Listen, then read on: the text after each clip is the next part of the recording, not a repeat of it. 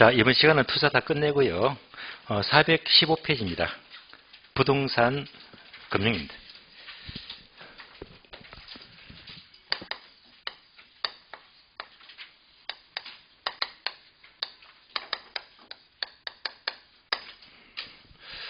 금융은 우리 시험은 대개 5문제에서 6문제가 주로 나옵니다. 6문제. 그럼 여러분들이 이제 강의 노트 보시면 따로 바로 설명이 나오는데 약간의 여백에다가 이렇게 목차 정도 메모하시면 좋아요. 금융 목차부터 간단히 살펴볼게요. 첫 번째, 부동산 금융의 개설입니다. 이 개설 파트는 분량이 꽤 많기 때문에 쓸데없는 거 다 버리시고 시험에 나올 만한 것, 다시 말하면요, 필요한 것만 좀 골라서 보시면 돼요. 버릴 게 많습니다. 두 번째예요. 저당 대출 제도가 나와요.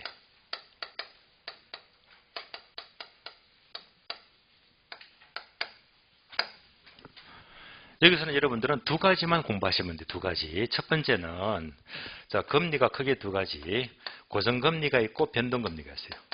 고정금리와 변동금리. 어려운 말 아니니까 요거 정리하시면 되고요. 정작 중요한 것은 대출 상환인데요. 그러니까 원리금 균등 상환. 원리금 균등 상환이 있고요. 다음에 원금 균등 상환이 있고요. 세 번째, 최정식 상환이 있어요. 요 세 가지는 너무 중요해요. 요거 집중하시고요.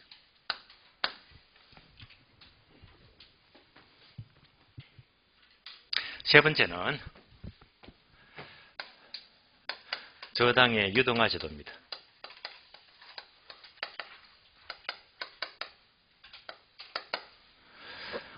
저당 유동화 제도도 여러분들 두 가지만 체크하시면 되는데, 첫 번째, 저당 유동하게 되면 저당 시장 구조가 1차 저당 시장과 2차 시장이 나와요.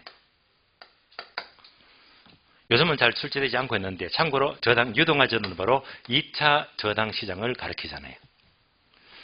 그럼 이제 2차 시장, 여기서 이제 유동화 제도는 여기서 따로 MBS를 발행합니다. 저당 담보 정권이죠. 이때 MBS 종류가 크게 네 가지로 구분됩니다. 첫 번째가 이세증권 MPT에서, 두 번째는 저당채권 MBB가 나오고요. 세 번째가 저당 직불채권 MPTB가 나오고요. 마지막으로 다계청채권 CMO가 나옵니다.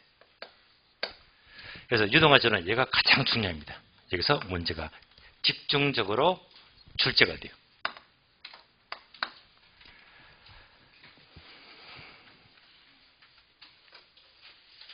다음에 세 번째, 네 번째입니까?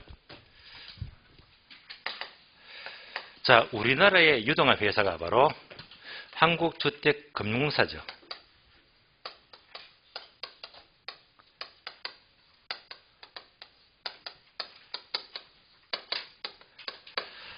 그래서 한국주택금융사, 줄여서 이제 한주금 이렇게 부를 겁니다. 한주금.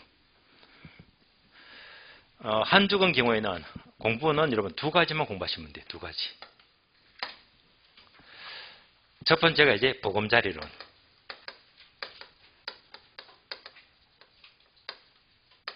두 번째가 주택연금입니다.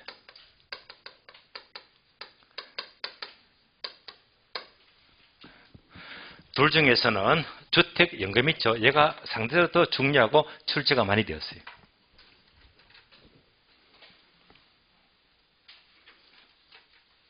마지막으로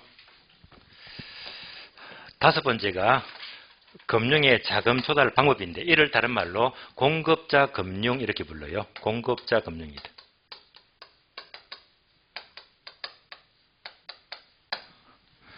여기서는 이제 세 가지만 공부하시면 되는데, 세 가지. 첫 번째가 부동산 투자회사 리츠가 납니다. 리츠. 두 번째가 프로젝트 파이낸싱, 줄여서 PF금융입니다. PF금융.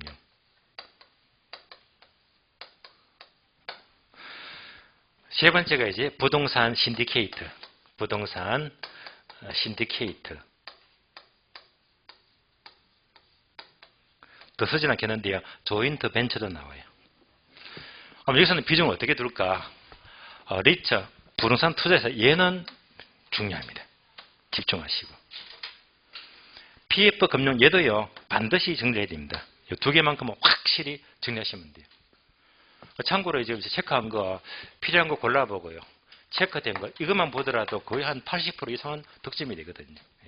훌륭한 준비가 돼요. 자, 목차부터 보았으니까 이제 개설 파트는요. 개설 파트는 강의 노트는 없고 책을 보고 정리할게요. 책을 보고.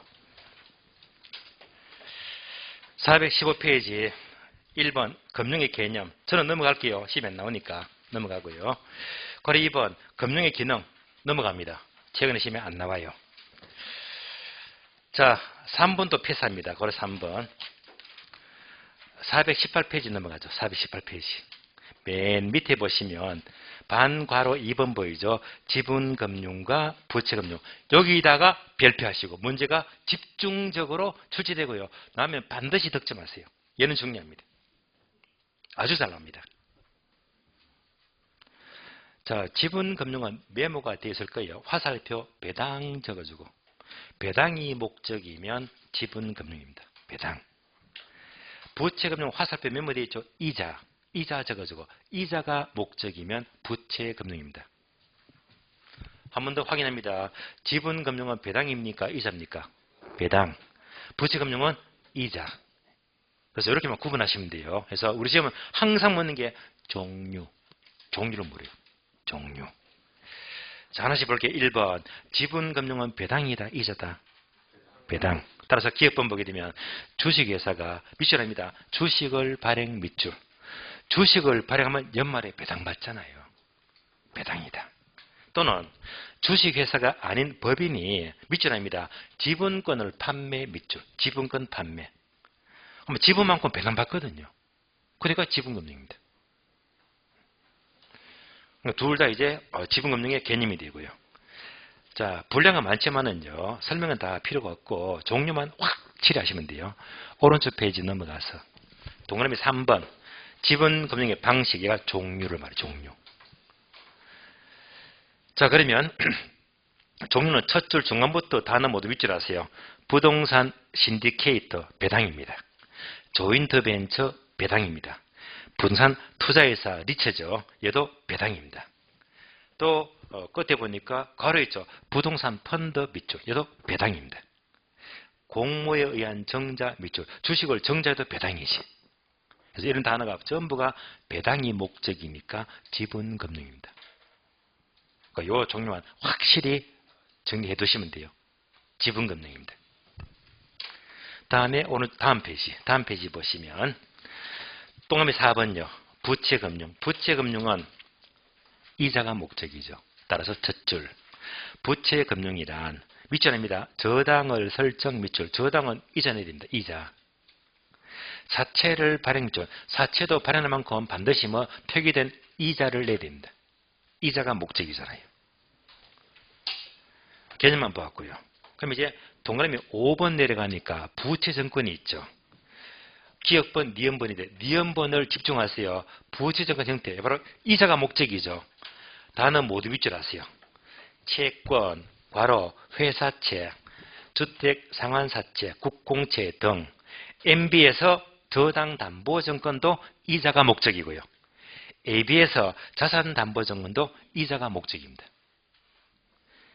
자, 여기까지만 구분하시면 돼요. 설명은 큰 의미가 없어요. 그래서 우리 시에서 묻는 것은 이렇게 묻습니다. 박스를 주면서 지금 단어를 여러 개 봤잖아요. 여기다가 단어를 1개, 2개, 3개, 4개, 5개, 6개, 5개 줍니다. 주면서 지분금융은 몇 개인가? 부채금융은 몇 개인가? 이런 문제는 반드시 득점을 하시면 돼요. 나와주면 땡큐죠. 예. 자, 해서 지분금융과 부채금융은 종류 파악하시면요. 나왔다 하면 한 문제 그냥 건지는 거예요. 아주 잘 나옵니다. 425페이지. 괄호 4번. 금융의 원칙 앞에다가 X 하시고 보지 마세요. 안 나옵니다. 다음 페이지. 네모 2번. 부동산 저당 대출 제도. 자, 칠판 보니까 이제 본론 들어가요. 여기서는요, 고정금리와 변동금리, 원리금 균등, 원금 균등, 최정시 상황, 요것만 보시면 되거든요. 요것만요. 그래서, 바로 1번, 저당 대출 개념 1번 X 보지 마시고요.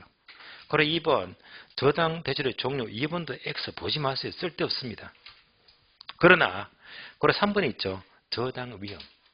3번은 여러분들이 읽어는 보세요. 읽어보는 만큼 자 도움은 됩니다.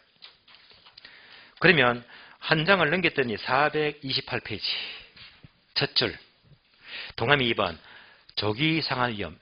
자 2번 얘는요 중요합니다. 한 줄을 반드시 기억하세요. 항목은 많은데 다 필요 없고 자 늘 시험에 묻는 것이 니은번이 있죠. 요거 밑줄 쫙 하세요. 밑줄 쫙. 조기 상환은 주로 저당 이자보다 시장 이자가 낮을 때, 시장 이자가 하락할 때 조기 상환을 하게 됩니다. 그래서 시장 이자가 낮을 때 조기 상환한다. 지금은 빈출 아주 잘 나와요. 중요하니까 밑줄 쫙 했습니다. 여러분들 혹시 밑줄 쫙 의미를 아십니까? 유래. 밑줄 쫙 중요하잖아요. 그 유래가 태초에 하나님이 이 사람을 만들었잖아요. 인간을 만들었습니다. 여러분들 아시겠지만은 이 사람 얼굴 모양이 다 달라요. 예. 다시 말하면 그 얼굴이 잘생긴 사람도 있고 못생긴 사람도 있고 빼빼한 사람도 있고 뚱뚱한 사람도 있고 심지어는요 이런 분도 계시죠. 일단 자 이렇게 생겼잖아요. 근데 어떤 분들은요, 이거를 컴플렉스로 느끼는 분이 계시더라고요.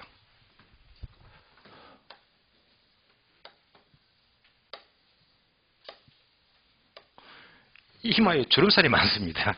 저도 눈 크기 때문에 주름살이 있거든요. 어떤 분은 주름살이 많아가지고 굉장히 컴플렉스로 느끼나 봐요. 성령할 수도 없고 말이지. 그런데 혹시 이제 내 이마에 주름살이 되게 많아. 절대 단점으로 생각하지 마시고 자부감을 가지세요. 왜냐하면요. 하느님이 처음에 사람을 딱 만들 때 주름살이 왜 온 줄 아세요? 너는 중요하니까 밑줄 쫙, 밑줄 쫙, 밑줄 쫙 했잖아요. 되게 중요한 사람입니다. 아시겠어요? 그래서 밑줄 쫙가 중요한 거예요. 예.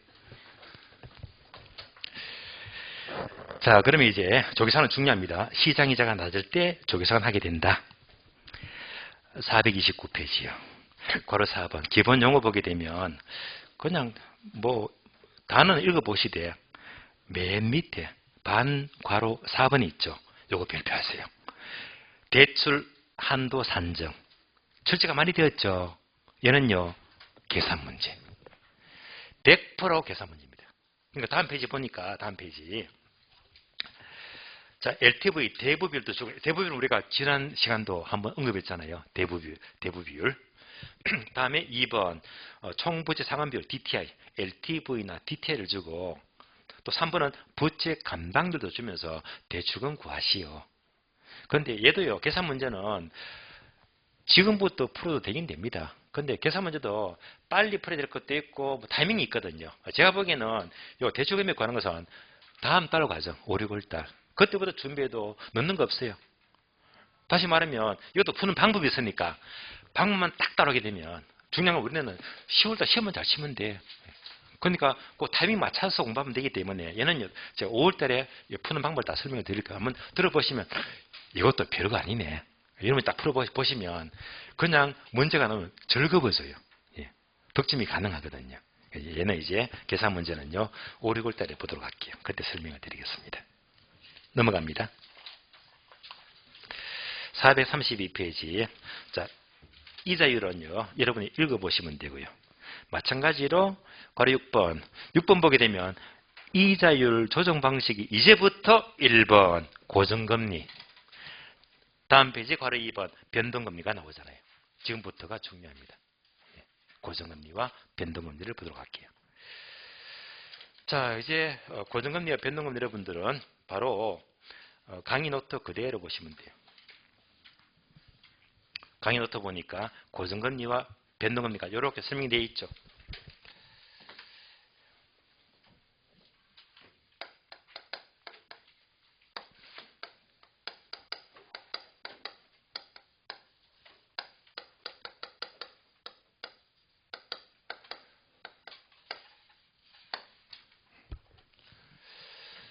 고정금리 말 그대로 대출받고 만기 때까지 계속 똑같이 금리가 고정이 되었다. 일정하잖아요. 변동금리는 금리가 덜쭉날쭉 하잖아요. 물론 금리가 요즘처럼 높을 때는요. 계속 올라갈 때는 고정금리가 유리합니다. 변동금리는 이렇게 되어 있죠. 자, 대출 초기 처음 빌릴 때 대출 초기에는 괄호두개 되어 있죠. 일반적으로 고정금리가 높다. 변동금리가 얘보다 조금 낮다. 얘는 빈출입니다. 대출 초기에 고정금리가 높고 변동금리가 낮아요. 그냥 고정하니까 높을 고쳐 돌리면 돼요. 높을 고쳐 높다. 고정금리가 높아요. 왜냐하면 변동금리는 처음에 얘보다 좀 낮다고 했잖아요. 낮지만은 변동금리는 앞으로 인플레만큼 금리가 변동이 돼요. 그만은 올라가잖아요. 앞으로 이제 계속 처음에 낮지만 계속 올라가면 언젠가 역전이 되거든요. 이때부터 올라가는 금리는 모두가 누가 부담하더라? 빌린 사람. 차익자가 전부 다 부담하니까 얘는 앞으로 이제 높아질 소지가 많잖아요. 이제 오를 위험 부담은 차익자가 전부 다 부담해야 되거든요. 그래서 처음엔 낮게 해줘요. 자, 다음에 보게 되면 고정금리 화살표하면서 드디어 시장이자와 저당이자가 나와요. 얘가 중요하죠.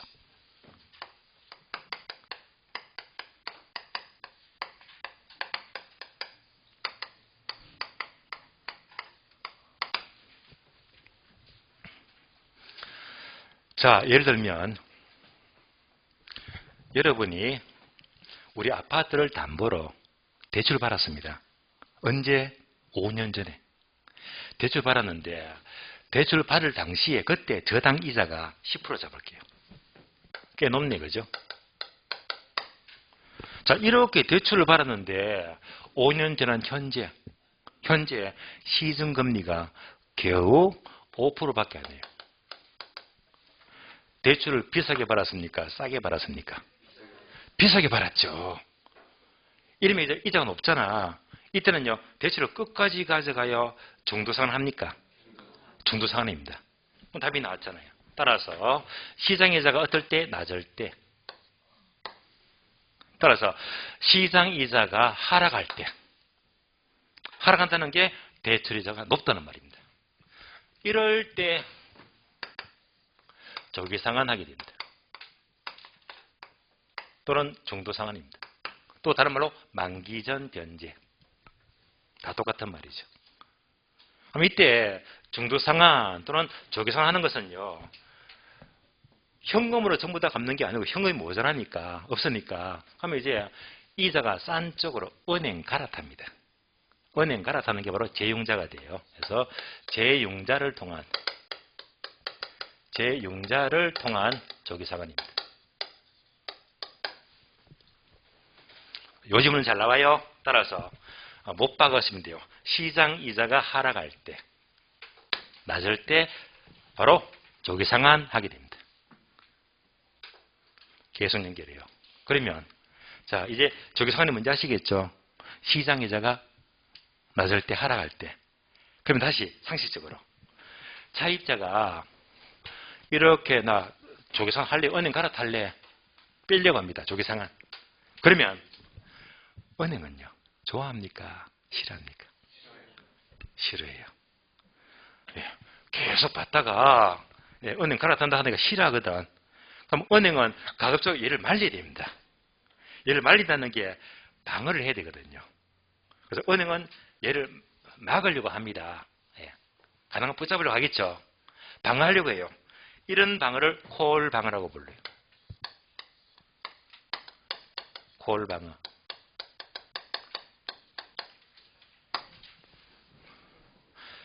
그래서 차입자한테 너 조교생활 하면 안 되겠니? 하지 말고 계속 같이 가자. 붙잡잖아요.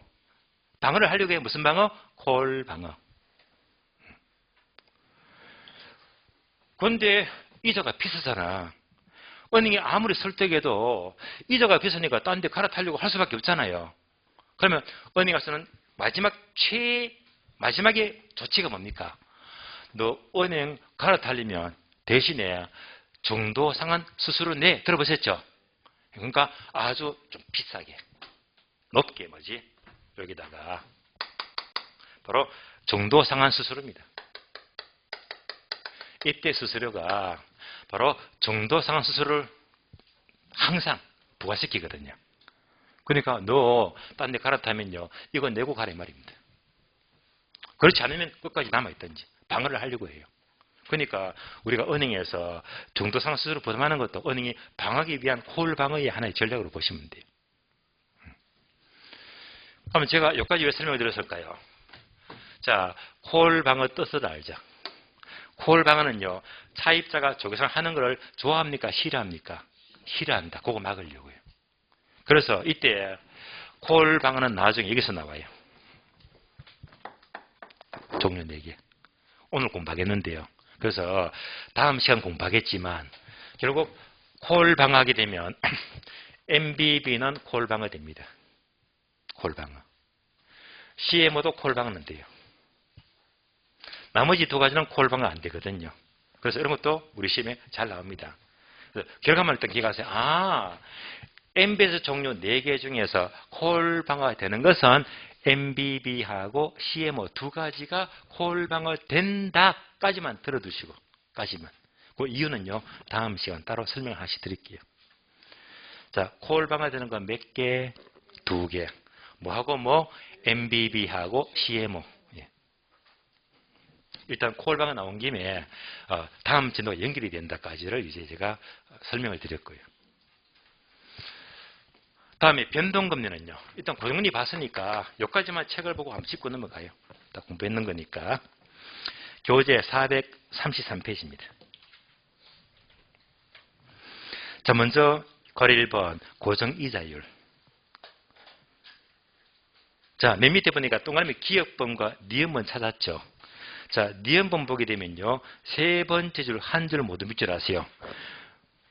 자, 고정된 대출 금리보다 시장 이자가 하락하면 조기상환 한다 있죠. 시장 이자가 하락할 때 조기상환 하게 됩니다. 다음 페이지 넘어가고요. 첫 줄 동그라미 2번 보게 되면 다른 대출 조건이 동일한 경우에 2줄 밑줄 하세요. 통상적으로 초기에는 고정금리는 변동금리보다 높다. 빈출 자주 나오고요. 다음에 가로 2번 내려가서 변동이자는 박스에 있죠. 대출금리, 변동금리 이꼴 기준금리 플러스 가상금리 0으로 스프레드가 돼요. 자, 요거 설명을 드릴게요. 얘는요, 이제부터 또 강의 노트를 보시면 돼요. 그래서 변동금리 하게 되면 기준금리 플러스 가상금리가 돼요.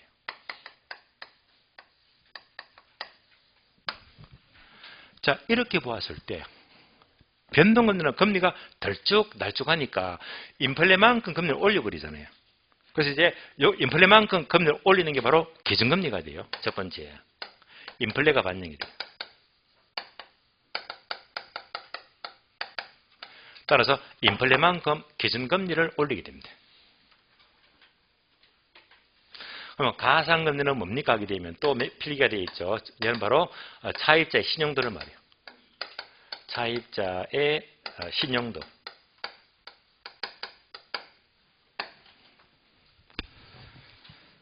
작년까지만 해도 이제 우리가 앱이죠. 토스. 앱 이제 따로 지문 넣고 딱 들어가시면 하시면 신용 등급이 자, 우량 등급 1등급부터 2등급, 3등급 쭉 나가다가 8등급, 9등급, 10등급 이렇게 구분됐는데 작년부터 이제 따로 얘가 바뀌었잖아요. 점수제로. 그러니까 1000점부터 출발해가지고 900점, 700점대 쭉 내려오잖아요. 그러니까 이제 지금 이제 과거는 이제 이렇게 1등급부터 10등까지 매겼는데 지금은 이제 가장 좋은 신용이 1000점부터 출발하잖아요. 900, 800 내려갑니다. 그러면 이제 얘는 신용이 좋아요, 나빠요? 엄청 좋잖아요. 얘는 신용이 형편없잖아요. 이럴수록 신용이 나쁘니까 뭐지? 얘가 올라간단 말입니다. 얘가 바로 가상금리가 되고요. 다음에 두 번째. 자, 기준금리 하게 되면 바로 CD 금리가 있어요. CD. 그리고 코픽스가 있다. 이렇게 나와 있죠. 그래서 강의 노트 보게 되면 CD 금리는 괄호 양도성 예금 정서 금리를 말하고 코픽스는 바로 자금 조달 비용 지수에서 이제 조달 지수가 돼요. 그래서 여기까지는 깊이는 필요 없고 다만 CD 금리나 코픽스가 나왔다면 얘는요 절대 고성으로 넘어가면 틀린 말입니다. 무슨 금리? 변동금리로서 기준금리 요소가 됩니다. 기준금리. 그러니까 이런 것들이 모두가 변동금리로서 기준금리를 가리킨다라고 보시면 돼요. 다음에 세 번째. 조정주기가 나와요. 조정주기. 조정주기는 칠판 볼까요? 변동금리는 인플레만큼 금리를 올리는 거잖아요. 금리를 변동을 시키는데 그러면 보통 은행은요. 이때 변수가 생길 때 매월마다 한 달마다 석 달마다 6개월마다 뭐 9개월마다 기간은 정확히 나누는데 가장 많은 게 주로 3개월 단위죠. 3개월 단위. 근데 은행은 자 물가가 올라가는데 인플레가 생기게 되면 은행 쪽에서는 빨리 바꿔야 되겠어요? 천천히 바꿔야 되겠어요? 빨리 바꿔야지 은행 좋은 겁니다. 얘가 바로 조정주기가 돼요. 따라서 조정주기가 짧을수록 빨리 바꾼다는 말입니다. 얘가 빨리 바꿀수록 짧을수록 이제 대출자하고 차이쳐야 됩니다.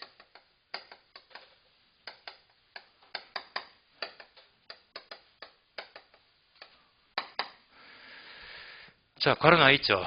빨리 바꾸니까 은행은 유리하다, 불리하다? 유리하다.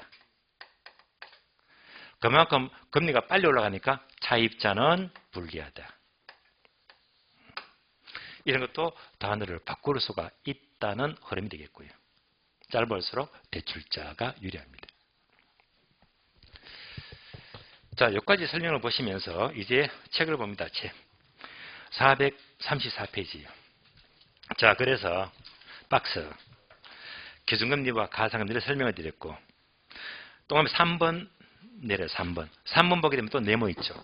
네모. 기억번, 니은번 모두 밑줄하세요. 조정주기가 짧을수록 은행, 대출자는 유리하다 밑줄. 그러면 차입자는 불리합니다. 3번 기준금리 제목 밑줄. 자, 종류 두 가지 기억번, 니은번 제목만 밑줄하세요. 양도성 예금정서 CD 밑줄. 니은번 코픽스 괄호 자금 조달 비용지수 밑줄. 제목만 나왔다면 이런 것들이 모두가 변동금리로서 기준금리를 가리키구나라고만 연결하시면 돼요. 오른쪽 페이지 동그라미 4번 가상금리 스프레드는 밑줄합니다. 고객의 신용도 밑줄.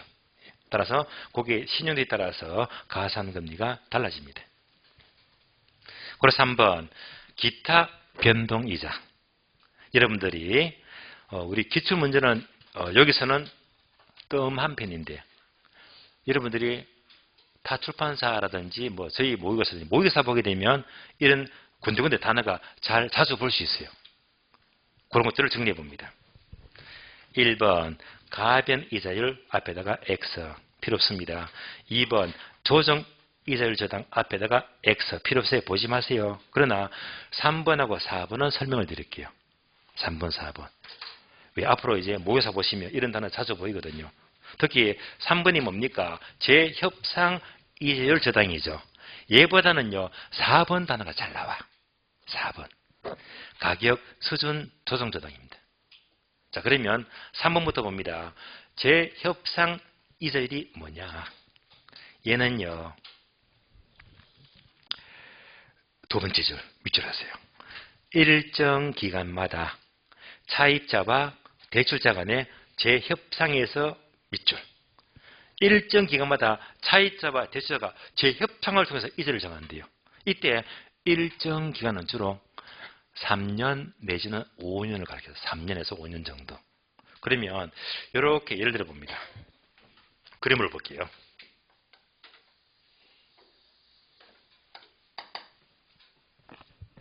어떤 사람이 현재 1억을 대출받습니다. 1억. 이때 조건은요. 자, 고정금리 3% 잡을게요. 3%. 고정금리는요. 대출 만기 때까지 계속 3%만 내면 되겠죠. 근데 이럴 수 있잖아요. 방금 미줄 거잖아요. 일정 기간이 되면 3년 내지 5년인데 한 3년쯤 예를 들게 3년. 자, 3년이 지났습니다. 그러면 이제 3번처럼 재협상 이자율 저당은요. 일정 기간마다 얘를 다시 협상을 해야 됩니다. 재협상. 또 협상을 하는 거예요. 예를 들면 3년 동안에 인플레이션.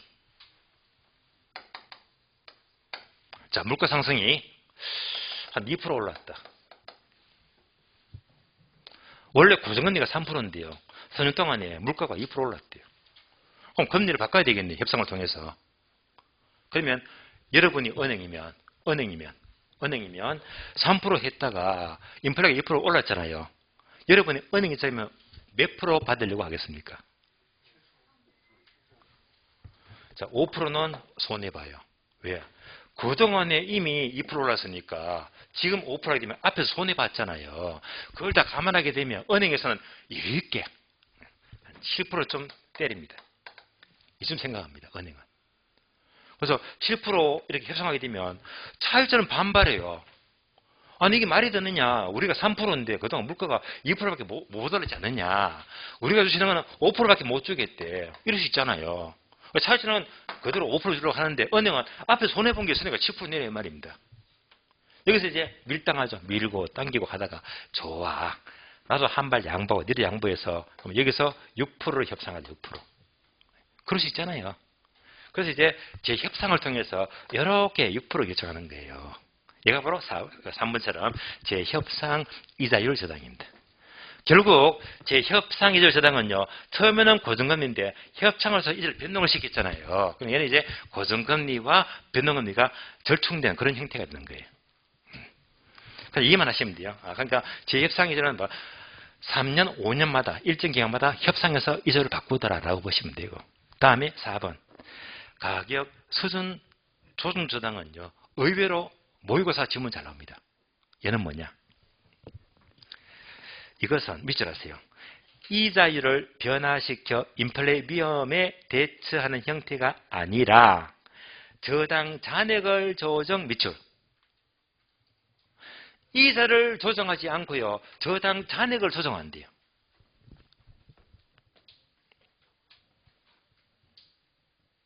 그러면 이렇게 볼게요. 자, 다시 그림으로.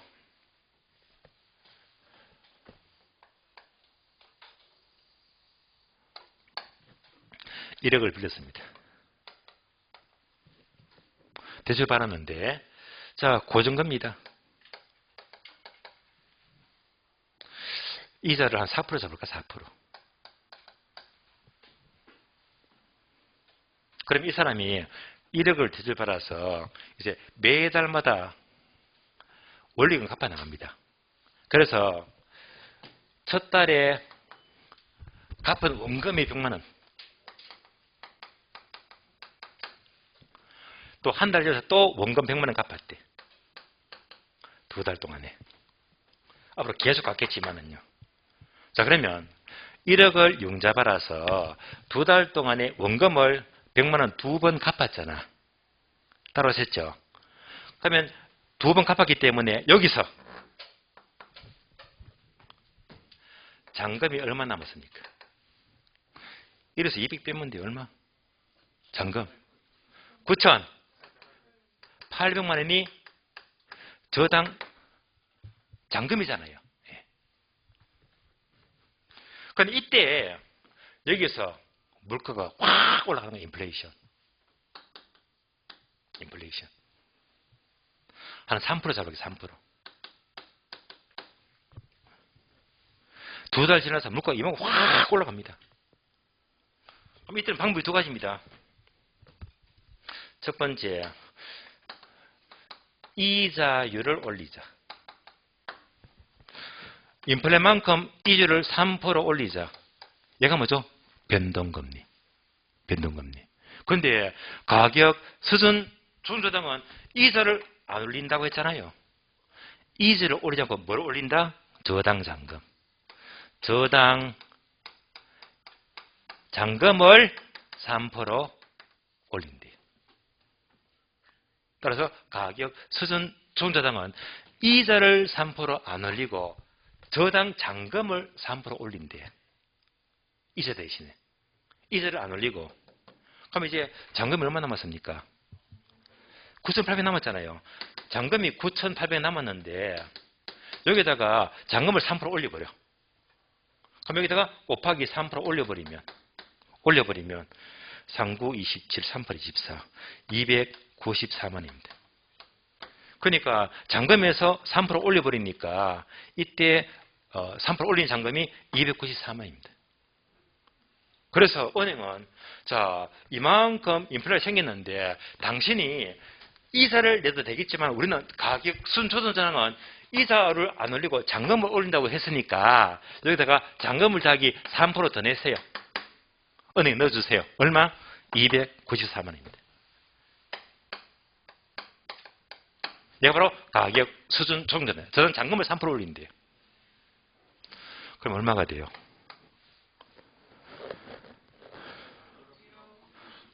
1억 94만 원이죠. 1억 94만 원. 얘가 바로 가격 수준 조정조당입니다. 이자를 3% 안 올리고 잔금을 3% 올린대. 그러면 이때는요. 이런 게 잘 없겠지만 이론적으로.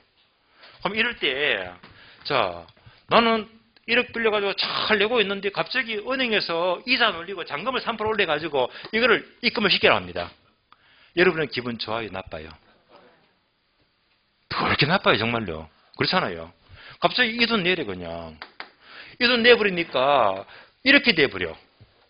내가 빌린 돈은 1억인데 이보다 훨씬 더 초과해버렸잖아요. 정말 기분 나쁘잖아요. 그러면 되게 손해본 느낌이 들죠. 얘가 뭐냐? 바로 마이너스 부의 상환입니다. 부의 상환이다. 따라서 가격 수준 조정조당은 초기 인플레가 높게 발생하면요. 때로는 명목 잔금은 명목 원금이체 1억 이를 초과해버리잖아. 예. 그러면 손해를 볼 수도 있거든요.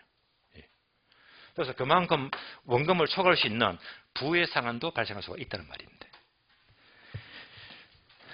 따라서 가격 수준 조정조당은 이자를 변화시켜서 인플레이션이 대상한 것이 아니고 저당 잔액을 조정합니다.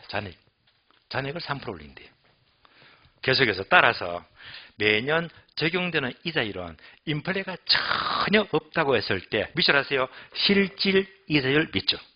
인플레가 없다고 했을 때 실질 이자를 적용합니다. 그러면 실질 이자 위에다가 적어줄래요? 명목 X 적어주고 명목 이자는요. 인플레가 반영이 된 이자입니다. 그러니까 가격 수준 조정조당은 인플레가 없을 때에 실질 이자를 적용하지. 명목 이자를 적용한다 해서 이렇게 모의고사를 많이 묻거든요. 명목 이자는 틀린 말입니다. 인플레가 없다고 했을 때 실질 이자를 적용합니다. 자, 다음 페이지는요. 438페이지입니다. 438페이지. 괄호 7번요. 원리금 상환 방식. 지금 중요하죠. 앞에다가 별표하시고. 자, 칠판 보게 되면 요 세 가지죠. 원리금 균등상환, 원금 균등상환, 최정식 상환. 세 가지가 되게 중요합니다.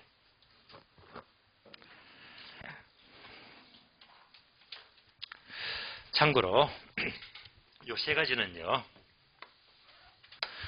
3월 달 강의를 처음 들으신 분들은 그 페이지 되어 있습니까? 그 강의 노트에. 그냥 25분. 그 페이지 되어 있어요. 1월, 2월 달 1월 2월 강의인데 괄호 몇 강? 25강. 25강 되게 되면 예를 세 가지를 차근차근 설명을 다 드렸거든요. 한 번 더 들으셔야 됩니다. 지금은 시간상 한 번 더, 지금 다음 진도도 있기 때문에 결과만 한 번 더 짚고 마치겠는데요. 그러면 상세한 내용들은요. 1월달, 2월달 25강 참고하시면서 들어보시면 아마 정리가 될 거예요. 요거 참고로 해서 이제 강의 노트 보시면 그림이 3개 나와요. 그래프가 3개. 그래프 3개 있죠. 첫 번째 원리금 균등상환입니다.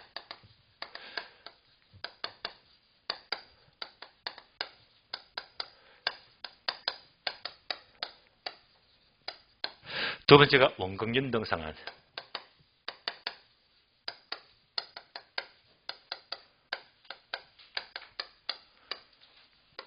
세 번째가요, 최정식 상환입니다.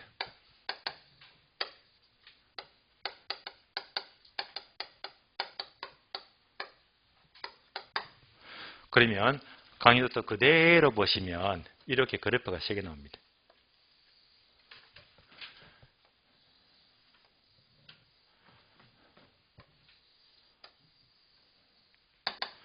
자, 세로축은 매 기간 갚는 원리금이 되고요.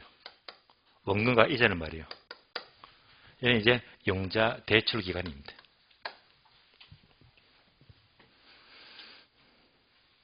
그럼 지금부터 제가 노란 분필을 들었습니다. 그러면 이제 첫 번째 원리금 균등상환은 제목 그대로 원리금이 똑같잖아요. 그래서 매달 갚는 원리금이 수평선입니다. 이렇게. 여기다가 100만 원 집어넣을게요. 몇 년? 20년. 아파트 융자 받고 20년간 계속 원리금을 똑같이 100만 원씩 계속 갚아나가는 것이 바로 원리금 균등상환입니다. 원리금 균등. 그럼 다음에 원금 균등은요. 지금 노란선이 뭐라고 했죠? 원리금이에요. 원리금. 얘는 이제 원리금이 균등하잖아요. 원금 균등은요. 원리금이 얘가 아니고 원리금이 이렇게 움직입니다. 얘가 바로 원금 균등상환이다. 그러면 이 그림 보니까 원리금이 점점 갈수록 체정합니까? 체감합니까? 예, 얘는 다른 말로 체감식 상환입니다. 따라서 원금 균등상환은 매개 원리금이 점점 적어지니까 체감식 상환 이렇게 불러요. 세 번째, 최정식 상환은 말 그대로 처음에 원리금이 적다가 점점 많아지더라. 이거 바로 최정식 상환입니다. 자, 그림이 한눈에 비교될 거예요. 그래서 원리금이 일정하다, 원리금 균등. 원리금이 점점 적어진다, 체감식 상환, 원금 균등. 점점 원리금이 많아지더라, 최정식 상환입니다. 한눈에 비교하시면 돼요. 자, 이제 원리금 균등 상환은 처음에 100만 원씩 계속 갚아 나가잖아요. 그럼 처음에 100만 원 중에서는 원리금이, 그러니까 원금에 다 포함된 금액인데요. 첫 달에는요, 100만 원 중에서는 원금이 많을까요? 이자가 많을까요? 거의 한 90몇 프로 이자입니다. 이자. 이자가 이만큼 많다가 이자가 앞으로 갈수록 점점 적어집니다.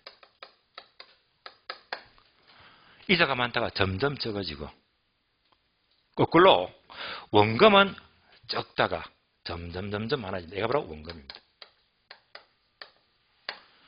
이런 것들을 말로 풀어가지고 굉장히 잘 묻습니다. 지문으로. 다음에 원금 균등 상환은 제목 그대로 원금이 균등합니다. 파란 수평선. 얘가 바로 원금입니다. 원금. 그래서 여기다가 100만 원 넣게 되면 원금 균등 상환은요. 원금을 매달마다 100 계속 갚아나가는 거예요. 원금을 똑같이 갚아나가니까 이때 이제 그 원금 갚아나가는 만큼 이자가 단계적으로 이자가 계속 원금 갚는 만큼 단계적으로 이자가 적어집니다. 그래서 빚금 친 게 바로 얘가 이자는 말이에요. 원금을 똑같이 갚으니까 원금 갚는 만큼 이자가 계속 적어지니까 합해서 원리금은 체감합니다.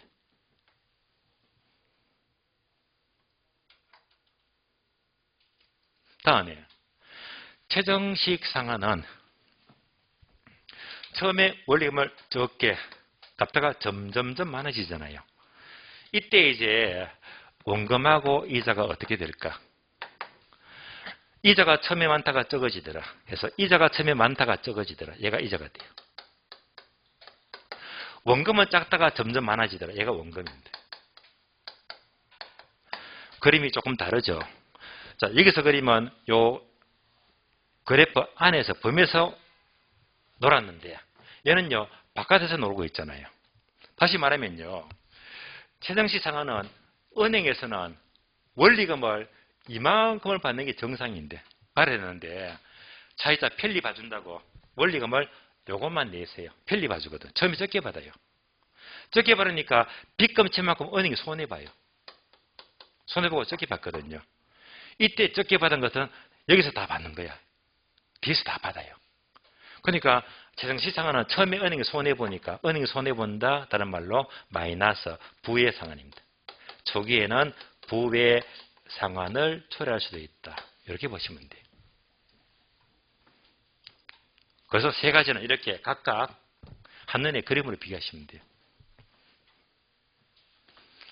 마지막으로 자 정리하자. 그래서 이제 마지막 그래프는 여러분들이 그 여백에다가 하나만 따로 그려주시면 돼요. 그래서 이제 정리하면 이제 네 번째 정리, 종합해서 정리하자.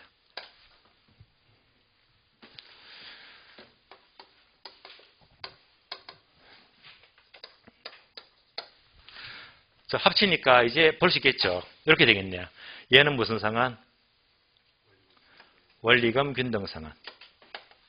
얘는 무슨 상환? 원금 균등상환. 얘는 무슨 상환? 최정식 상환. 나왔잖아요. 합치니까. 그러면 얘는요 대출 초기가 되고 초기. 얘는 이제 대출 이제 후기, 말기가 되고요.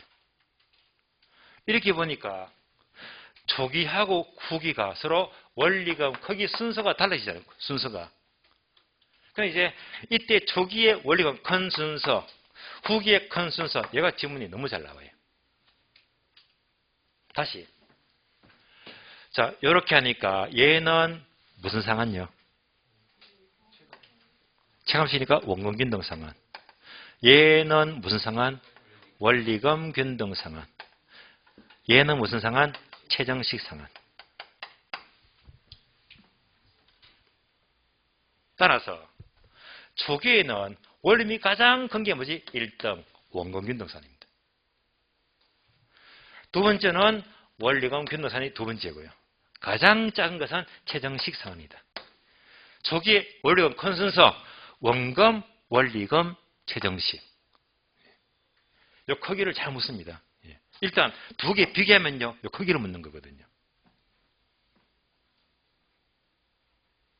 다음에 후기로 가니까 후기 원리금이 가장 큰 게 무슨 상환? 최정식 상환 1등. 가장 크잖아요. 다음에는 원리금 균등상환입니다. 후기의 원리금이 가장 작은 것은 원금 균등상환입니다. 그래서 원리금 크기가요. 초기와 후기가 크기가 달라집니다.